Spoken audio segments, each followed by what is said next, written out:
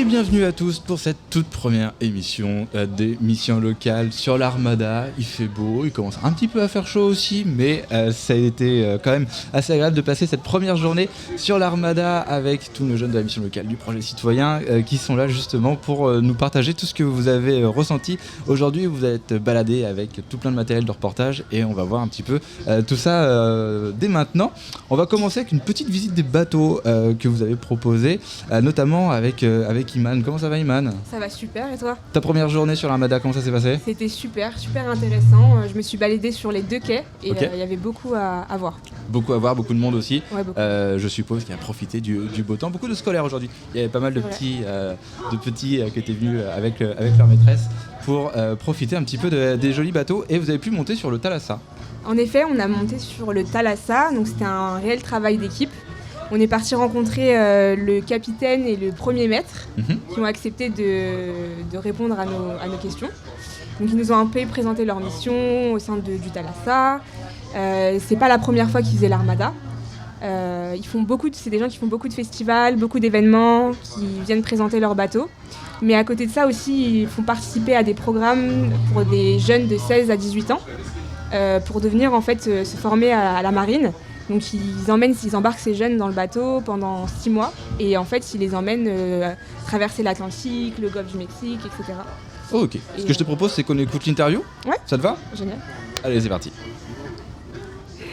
Hello, can you introduce you please? Hi, I'm Tom. I'm working on the Thalassa as first mate. Okay. And Okay, so this is your first time in the Armada? in Rouen, yes, this is my first time. Okay, Yes. so your first time in Rouen. Yeah. And do you like Rouen? Yes, I like it. It's a very busy festival, Yeah. but it's very nice. A lot of things to do, also for the crew. Okay. But yeah, I like it. So you are like all the day in the boat, or you visit? Yeah, most of the time we are on board because with the open days and receptions, when we are off, you can have a walk over the quayside, have a look around. So it's quite nice. Okay, great. So what is your mission as a first mate? I'm responsible for the navigation of the ship, the safety, and looking after the crew. Have to do a good job, and I'll communicate with the captain. Okay, great. And for how long did you start? I started with sailing in 2016. 2016. Okay. Yes. So like 5, 6, 7, 8 years. Almost 8 years. Almost yeah. 10 years? Okay, great. Yeah. It's nice. And can we introduce you too? Oh no. You're the captain or? Yes, my name is Maarten. I'm the captain of the Thalassa. And what I do is to make sure that he can do his job. That is simply said what I do. Okay. And I'm responsible for everything that happens on board. Okay, thank you very much. And you are just both of you, or you have all the people in the team? Yeah, we are let's say the leaders, and we have sailors on board, and we have people in service. We have a cook, so we make sure that they actually do the right thing in the right way at the right time. Okay. And then when they do that, then we have an easy job. That's the idea. Okay, great. And can you tell us a little story about the boat, about your boat, the Thalassa? Well, the Thalassa was built in 1980, and then she sank.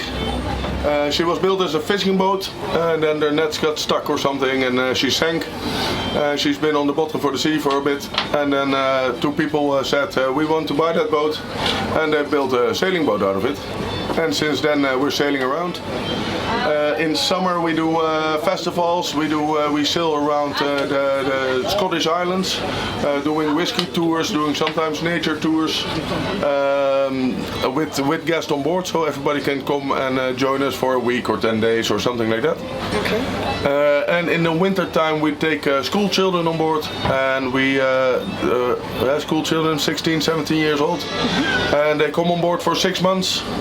And we sail around the Atlantic with them, In those 6 months they will do their school, and next to the school we will teach them how to sail, and we show them a bit of the world.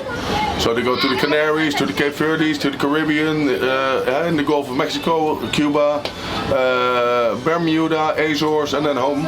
And by the time they get home, they're young adults. Okay. So this is a kind of formation or a training, like a program? It's a program, it's a school at sea, they call it. School at sea, okay. And it's simply said, it is exactly what it is. They do their school at sea. And in the meantime, since we're at sea, we actually have to go somewhere. So then let's go to nice places. Okay, great. Okay, thank you very much. Do you have est-ce que vous avez une autre question? Okay. No. Thank you very much for your time. No problem. Thank No you. problem. And have a good day. Thank you very much. Good have a luck good with the day. focuses. Thank you. Bye. Thank you.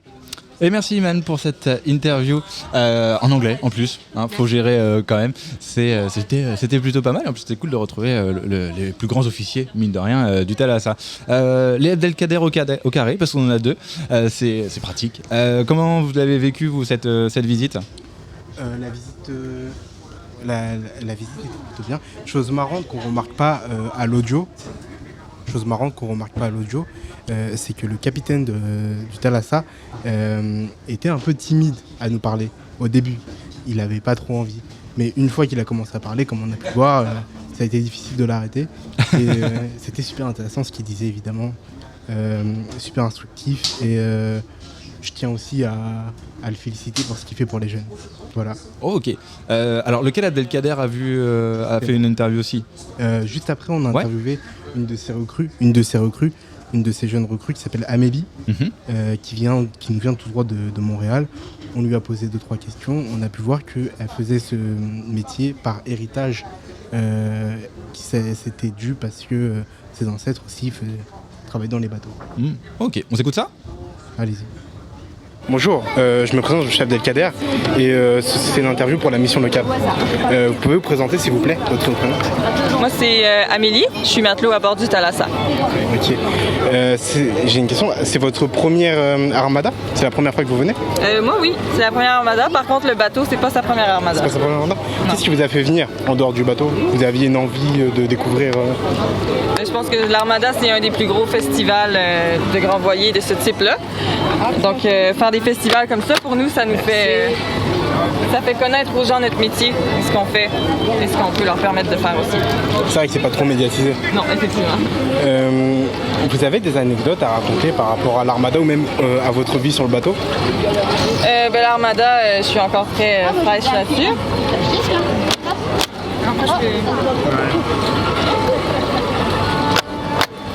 Il est bleu? On peut le mettre dans l'angle là? Je vais mettre ma main en dessous s'il vous plaît. Merci. Anecdote de navigation? Oui. Écoute, j'en ai plein les anecdotes, donc je sais Celle qui vous a le plus marqué, que vous par exemple vous raconteriez à des amis ou autre? Ça dépend, si c'est des amis marins, ça se raconte peut-être pas publiquement. Une anecdote un peu... Une anecdote que vous pouvez nous partager? Il n'y en a pas qui me viennent rapidement comme ça. Okay. Au revoir, merci. Vous venez d'où? Vous venez de quelle ville? Je viens de la rive sud de Montréal. Ah, de Montréal. c'est un Canadien. Merci, bonne journée. Vous venez de loin, du coup, vous venez jusqu'à Rouen pour...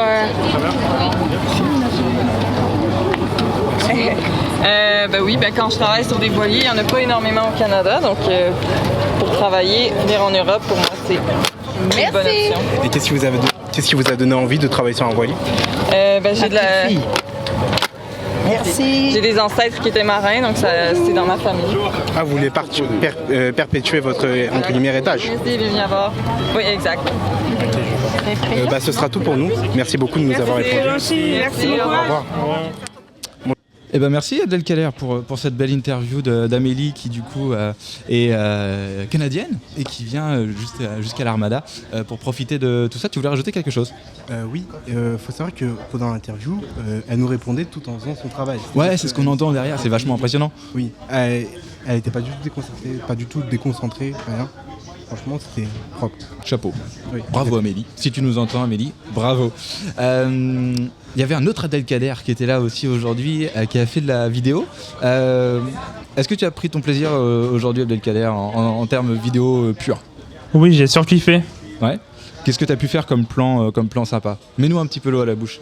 Bah, en fait, j'ai pu faire des plans de face sur différents bateaux, des plans de côté. J'ai visité dedans les bateaux, j'ai pris en vidéo. Ok.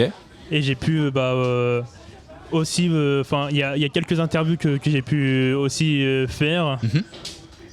Et j'ai aussi pu, il y avait aussi un endroit où est-ce qu'il y avait des enfants qui étaient en train de dessiner, Ok. qu'on a pris en vidéo aussi. Ok. Est-ce que tu as eu des difficultés? Tu as rencontré des difficultés pour la vidéo? Non, Quand pas on- du tout. Pas du tout? Pas du tout parce que vu que je suis déjà monteur vidéo, Mhm. j'ai fait un peu de caméra et du coup j'ai l'habitude avec tout ce qui est photo et vidéo parce que dans cette journée-là, j'ai accompagné mes collègues et en fait j'étais un peu le caméraman Le caméraman d'Iman et d'Abdelkader. le photographe. Une journée bien chargée, mais en tout cas, si tu as pris ton pied en termes Oui. de vidéo. Et de toute façon, vous allez pouvoir en voir quelques extraits tout au long de cette émission. On passe aussi au bateau suivant, parce que pour le coup, vous n'avez pas fait que le Thalassa, vous êtes vraiment bien baladé. Guatémalque. Vous avez fait aussi le Guatémalque. Bateau mexicain qui se trouve sur la rive droite. Et une vraie ambiance avec la bonne musique mexicaine. Une grande queue, beaucoup de monde sur le bateau. Et au début, on a essayé de persister. En fait, je pense que c'est l'Espagnol qui nous a sauvés. D'accord. On a pu passer devant la file. Et en fait, au début, ils n'étaient pas trop chauds pour nous interviewer parce qu'en fait, ils pensaient qu'on était des journalistes, donc ils voulaient qu'on ait un badge, une Vous êtes autorisation. des journalistes. Voyons. Et c'est à partir du moment où le haut gradé s'est mis à nous écouter un peu discrètement Ouais. qu'il a compris qu'on n'était pas des journalistes et qu'il a accepté de nous donner cette interview. Ouais, en fait, il disait que normalement il fallait aller prendre un badge, etc. Mais il a dit oui, on peut, il n'y a pas de souci. Parce que nous, on disait que voilà, on s'est présenté en tant que jeune de la mission locale, donc forcément, Super ça marche. compréhensif. Et puis Iman a sorti son espagnol. Voilà, c'est ça. Et là, blam. Et le tout. Et là, ça s'est fait d'un coup. On écoute ça? Ouais. Oui. Hola, ¿puede presentarse? Ok, soy el cadete cuarto año Cuerpo General Alexis García Altazar y soy perteneciente a la tripulación del buque Escuela Velero Cuauhtémoc. Ok, venu de México. Así es, el velero Cuauhtémoc es proveniente de México y como cada 4 años se da el viaje de aquí a Ruan, pues es nuestra primera vez que estamos aquí. Ok, ¿y por qué elegido la Armada? Bueno, más que nada fue un gusto personal, creo que desde niño me gustó el ámbito marinero y pues actualmente lo desarrollo con mucho gusto. Ok, ¿puede explicar sus misiones como un marinero? Bueno, la misión principal del velero es llevar el mensaje de paz y buena voluntad a lo que dice a todos los pueblos del mundo, es decir, a los distintos países y puertos que llegamos. Se trata de mejorar la convivencia entre países y entre naciones. Ok, gracias. ¿Tiene una anécdotas de su bote? Pues anécdotas tengo bastantes. De las que más me han impresionado es cuando cruzamos el Atlántico, que pues hay veces que a uno le agarran las tormentas y es ahí donde pues sí toma como parte de precaución, pero pues es bastante agradable. Es un poco difícil, ¿no? Es meramente difícil porque se deja la familia, pero pues tiene sus pros y sus contras. Sus pros que seguirán siendo conocer nuevos puertos, nuevas personas, nuevas culturas, y de contras pues hace falta la familia. Sí. ¿Y qué piensas de Francia? Bueno, desde primera instancia yo estaba emocionado por venir a Francia y creo que no me decepcionó. La verdad estoy muy emocionado y me ha agradado bastante. ¿Es su primera vez? Así es mi primera vez aquí en Francia y la verdad es que me la estoy pasando de lo mejor. Okay. Gracias, muchas gracias. Bye. Hola, ¿puede presentarse? De retour sur ce plateau, merci Iman pour cette interview en espagnol du capitaine, mine de rien quand même du Cuauhtémoc, ça claque un petit peu. On a changé notre plateau justement, on accueille Raphaël. Comment ça va Raphaël ? Bah ça va très bien et toi ? Ma foi fort bien, cette première journée sur l'Armada, ça s'est passé comment ? Bah un peu fatigant, Un peu j'ai pas ta voix à courir un peu partout, c'est fatigant mais c'est une bonne expérience et puis attends on est encore là pour 2 jours donc... L'Armada, ça fait les jambes en général, puisqu'on crapahute un petit peu partout. Exactement. On monte sur les ponts, on redescend, on monte sur les bateaux, on redescend. Exactement. Et ainsi de suite. Heureusement, il y avait Nolan qui était là. Comment ça va, Nolan ? Bah écoute, ça va et toi ? Ma foi, fort bien. Pareil, même question. Ton premier jour sur l'Armada ? Je dirais pareil, fatigant. Le coup de barre de la journée tape bien. Courage, encore 2 jours du coup. C'est ça. C'est le premier jour le plus dur de toute façon. C'est le premier jour et après ça va. Il y a Stéphane aussi qui est avec nous. Comment ça va Stéphane ? Ça va très bien et toi ? Ma foi, fort bien aussi. Super. Sur ton premier jour sur l'Armada, comment ça s'est passé ? Instructif, je Instructif, dirais. Oui. Pas mal de choses en effet que vous avez pu apprendre aujourd'hui sur pas mal de trucs différents. Nolan et Raphaël, vous êtes allés voir le SDIS, c'est ça ? C'est ça, on a été les voir du coup tout à l'heure et du coup on les a rencontrés, ils ont gentiment répondu à notre question et sur ce qu'est la citoyenneté, pour eux qu'est-ce que la citoyenneté, et je vous laisse écouter ça. Parfait. Bonjour, merci de m'accueillir. Bonjour. Et je vous laisse vous présenter. Alors, je suis Angélique Frémaux, je travaille au service départemental d'incendie et de secours, donc auprès des sapeurs-pompiers de la Seine-Maritime, au service communication. D'accord. Et du coup on vient à la question que je vous ai citée tout à l'heure. Pour vous, qu'est-ce que c'est la citoyenneté ? La citoyenneté, c'est se mettre au service de la personne, en l'occurrence des Sénomarins, puisqu'on est dans le 76.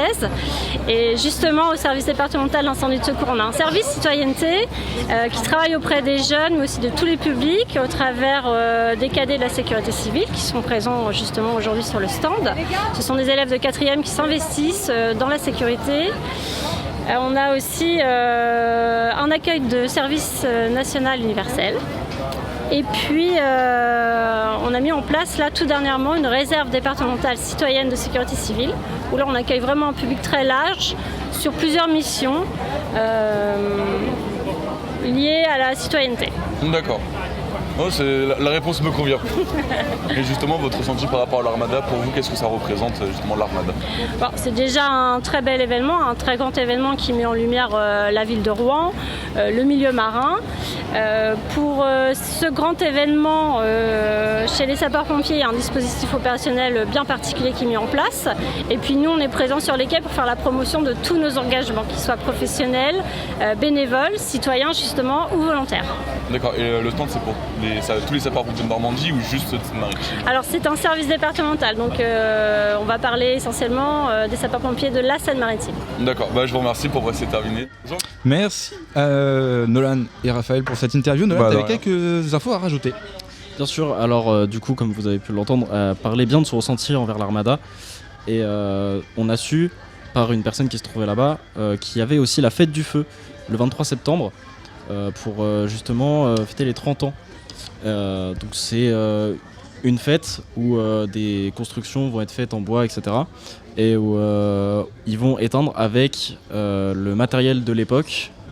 Les camions de l'époque qui sont... D'ailleurs on a vu quelques photos, excuse-moi de t'avoir coupé.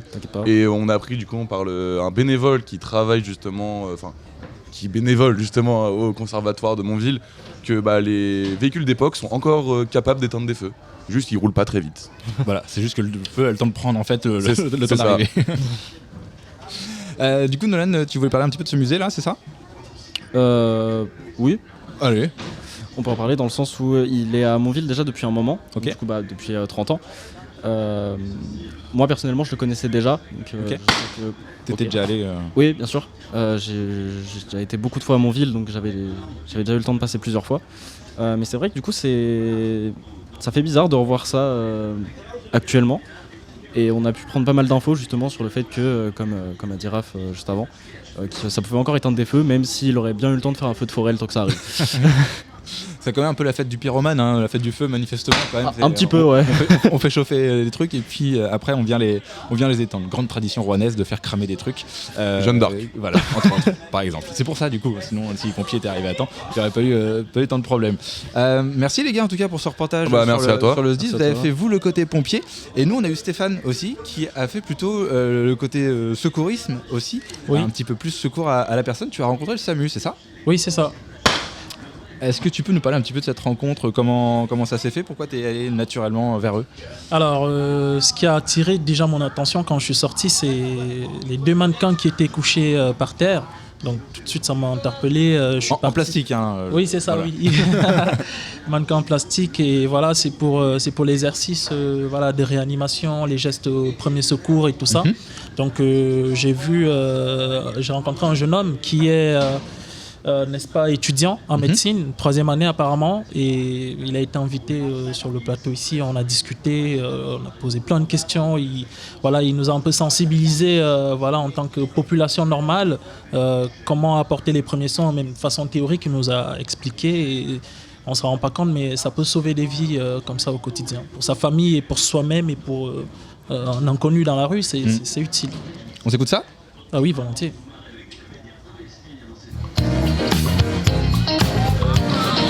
Eh bien oui, c'est funky sur l'Armada, surtout avec l'émission locale de Normandie. Et puis nous sommes avec notre pôle média. Comment ça va, Stéphane? Ça va très bien, et vous, monsieur? Ah, tu peux me tutoyer, Stéphane, parce que sinon ça va commencer à me vexer.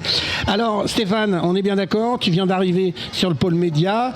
Tout de suite, je t'ai dit, tu vas arpenter ces quais rive gauche, et là tu me reviens avec un invité. Mais comment tu arrives à faire pour les embarquer comme ça, les invités? En les abordant, c'est tout à fait normal de discuter avec un individu, hein. C'est ça. Ok, Stéphane, je te laisse avec ton invité et il est à toi. D'accord. Bonjour. Bonjour. Je te laisse te présenter. Du coup, moi c'est Tom, je suis étudiant en 3e année de médecine au CHU de Rouen. D'accord. Et je suis là sur l'Armada pour le stand du SAMU 76 et des étudiants en santé qui forment au premier secours. D'accord, c'est très bien. Le monsieur, il demandait tout à l'heure comment j'ai fait pour vous accoster, tout ça en fait. Très sincèrement, c'est les mannequins qui étaient par terre. Je les ai vus et je me suis dit, tiens, ça peut être utile parce que c'est les premiers secours. On ne s'en rend pas souvent compte, mais n'importe qui, ça peut nous arriver en marchant, la famille, tout ça. Est-ce que ça serait pas mieux de me diriger vers ça et prendre un peu le maximum d'informations vis-à-vis de ça? Donc, qu'est-ce que vous pourriez dire à une personne comme moi, hein, qui passe par là, il est venu pour l'Armada, mais il voit des mannequins par terre. Comment vous faites pour, l'attirer à vous, pour lui expliquer exactement ce qu'il voit de l'extérieur? Oui, donc déjà, nous, on a essayé de mettre la bâche du SAMU avec les mannequins à l'extérieur de la tente, justement pour qu'ils puissent avoir envie de s'arrêter. Et puis, on essaie aussi d'interpeller un petit peu les gens. On essaie de prendre des groupes, souvent avec les familles, avec les enfants. Les parents aiment bien faire essayer les enfants de jouer avec les mannequins. Donc, on essaie de leur expliquer un truc un peu plus sérieux que de simplement jouer. Mais du coup, c'est vrai qu'on essaie de rester le plus pédagogique possible et le plus accessible, parce que c'est une thématique qui peut faire peur, qui peut parfois effrayer. L'urgence, ça fait toujours peur. Et nous, on essaie de vraiment le dédramatiser pour que petits et grands repartent avec un seul message. En tout cas, le plus de messages possible, mais avec au moins un seul, c'est celui d'alerter les secours, toujours avec le SAMU, le 15. Et donc, on veut que le plus de monde possible reparte avec ce message-là, et donc on essaie d'être vraiment le plus accessible et le plus ouvert possible aux gens.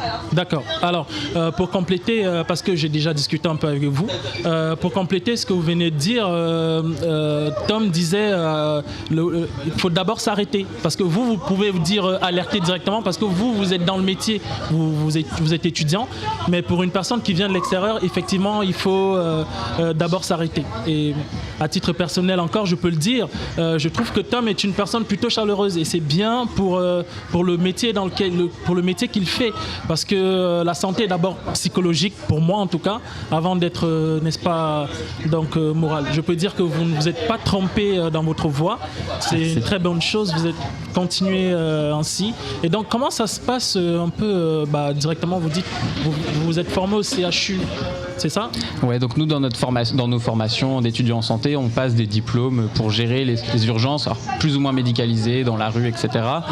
Et nous, spécifiquement pour l'Armada, on s'est reformé auprès du SAMU 76 et notamment du Dr Dame, qui est le chef de service du SAMU, pour apprendre un peu aussi, travailler plus sur le côté pédagogique et de comment enseigner les gestes et soins d'urgence le plus facilement possible à une population qui, a priori, n'est pas forcément experte, n'est pas forcément à l'aise dans ce domaine-là. D'accord. Et du coup, théoriquement, parlant comme ça, pour ceux qui nous écoutent, quel type de conseils vous pourrez déjà donner comme ça au préalable vite fait pour peut-être un cas d'un malaise, une personne qui s'écroule, théoriquement parlant comme ça, qu'est-ce que vous pourrez dire à la population commune? Alors déjà, la première étape que tout le monde oublie, c'est s'arrêter pour pouvoir alerter. C'est une obligation légale en France. Il y a un délit de non-assistance à personne en danger. C'est important de s'arrêter quand on voit quelqu'un dans une situation de détresse, que ce soit dans la rue, à l'école, au travail, etc. C'est important de s'arrêter. Et le premier réflexe que tout le monde doit avoir, c'est alerter. Alerter les secours, donc en fonction de la situation, le SAMU avec le 15, les pompiers avec le 18, la police avec le 17 également, et ou le SAMU, enfin le système international avec le 112. Donc une fois que déjà avoir ce réflexe-là, ça aide énormément. Alors les gens ont tendance à l'oublier, mais on veut aussi nous le rappeler parce qu'à partir du moment où on se trouve avec quelqu'un qui, lui, est formé au premier secours au téléphone, il est capable de nous guider, de nous donner les étapes, de nous rassurer aussi.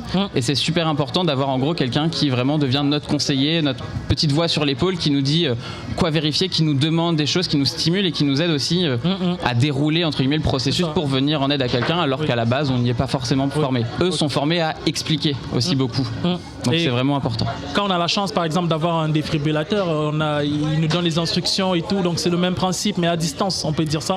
Ouais, c'est ça, et même parfois en plus adapté, plus précis. Ils essaient aussi de tenir compte de l'âge et puis surtout de l'état de stress dans lequel est la personne. Ils adaptent le niveau de langage, les explications. Ils posent aussi des questions. Est-ce que vous savez faire le massage cardiaque? D'accord. Ils peuvent aussi proposer de le réexpliquer vite, rapidement, de donner le rythme aussi du massage cardiaque parce que c'est pas forcément évident pour tout le monde.